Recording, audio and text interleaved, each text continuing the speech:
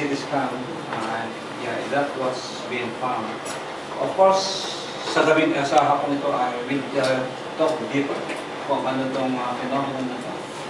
In fact, why this, kung trace natin sa church history natin, and there are three major phenomena, force na ginagawa ng Panginoon to spread ang Christianity. The first is the Roman Catholic.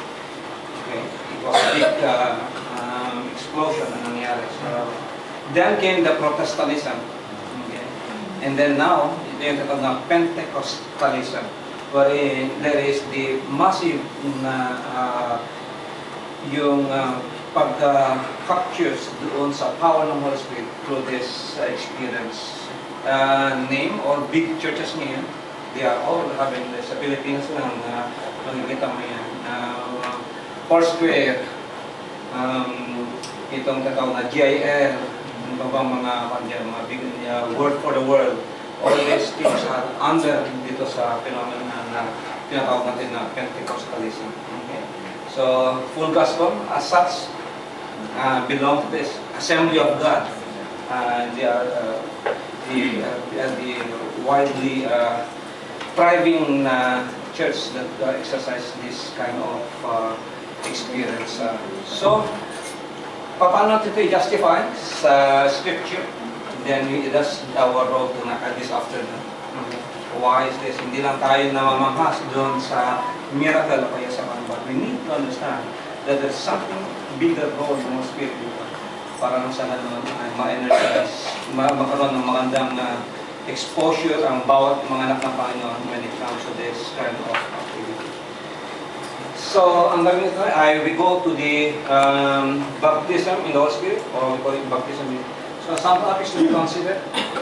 Yes, first thing na dapat natin yung separability ng experience ng baptism in the Holy Spirit, and from the regeneration or yung new birth, evidences of baptism in the Holy Spirit in the life of the believers. Ng S lang yan. Okay. Availability of the baptism in the Holy Spirit for all believers today. Still continuing today.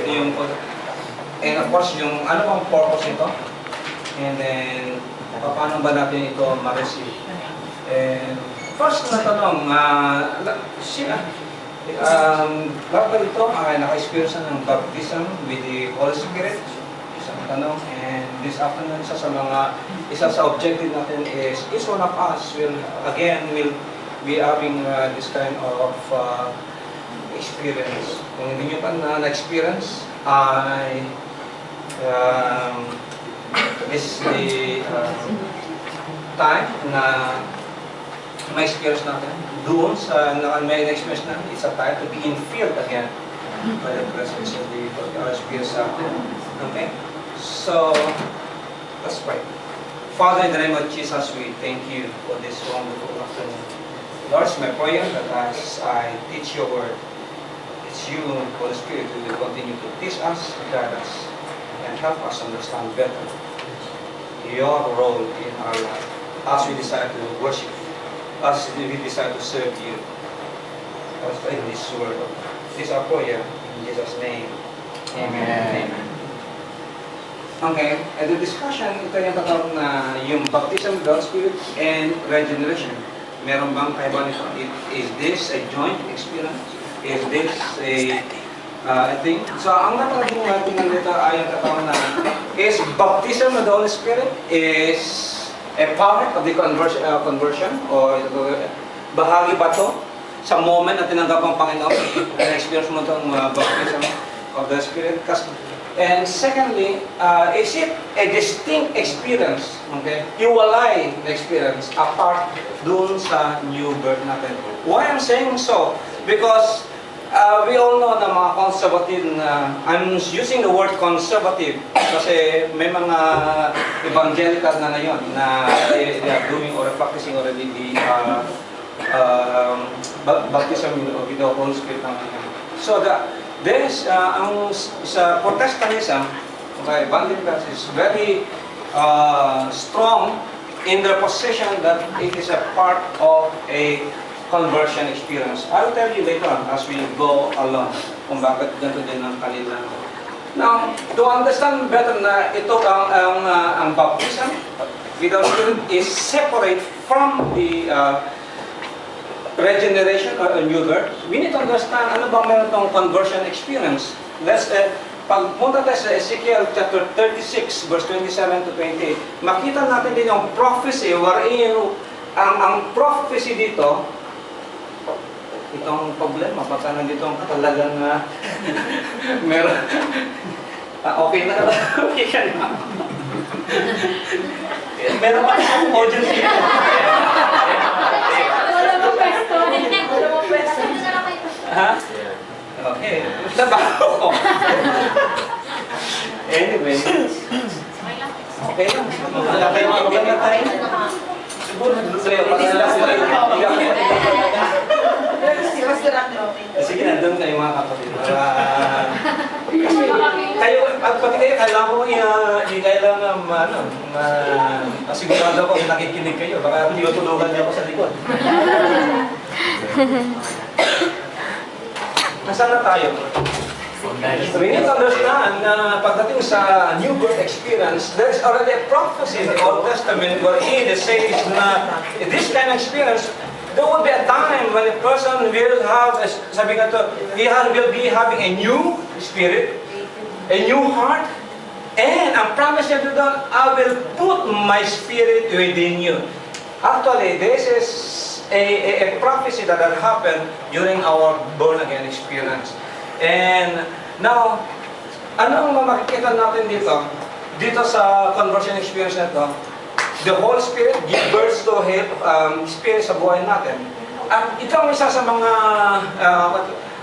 sa 1 Corinthians chapter 12:13, but we have been baptized into one body by one Spirit, and we all share the same Spirit. Now, take note dito sa aspekto na to.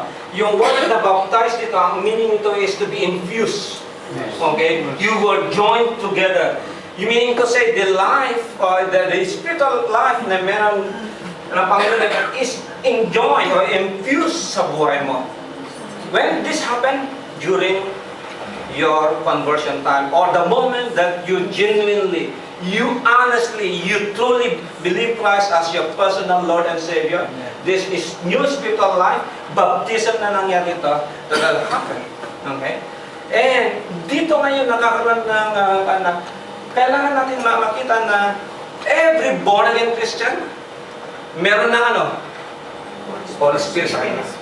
It's not just a new heart, it's not just, a new life, but actually, there is already the indwelling, the living of the Holy Spirit in your life. The moment, 60 seconds ng buhay mo, nung tinanggap mong Panginoon, nangyari na yan. Supernaturally sa bawat buhay ng mga anak ng Panginoon. Is that clear? Okay. Now, what about itong katawag na spiritual experience? Okay, itong katawag natin na baptism with the Holy Spirit. Okay? And we say that it is separate experience, it is a distinct, ito iba doon sa tinatawag na new birth. Paano na makikita natin ito? Acts chapter 2 verse 6, this is again a particular time during doon sa Pentecost experience, sabi niya. Take note of those. It is already a believers. Okay? The believers are instructed to wait for the coming of the outpouring or the coming of the Holy Spirit sa kanila para ma-experience na tatawag dito the infilling sa kanilang buhay. And that is one thing na makita natin na and everyone that was there will be filled with the Holy Spirit and began in speaking in other tongues. So, makikita natin na to, they are already believer. And anong experience ng may isang believer? He has already the Spirit of God already. The Holy Spirit is already with him.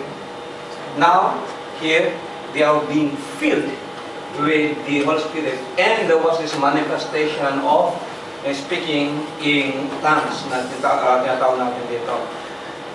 Another thing na dapat natin tingnan dito sa Acts chapter 8 verse Acts chapter 8, verse 4, 14 to 17. And this is about the, actual ang tawag dito yung tatawag na Samaritan revival, wherein they are already believers.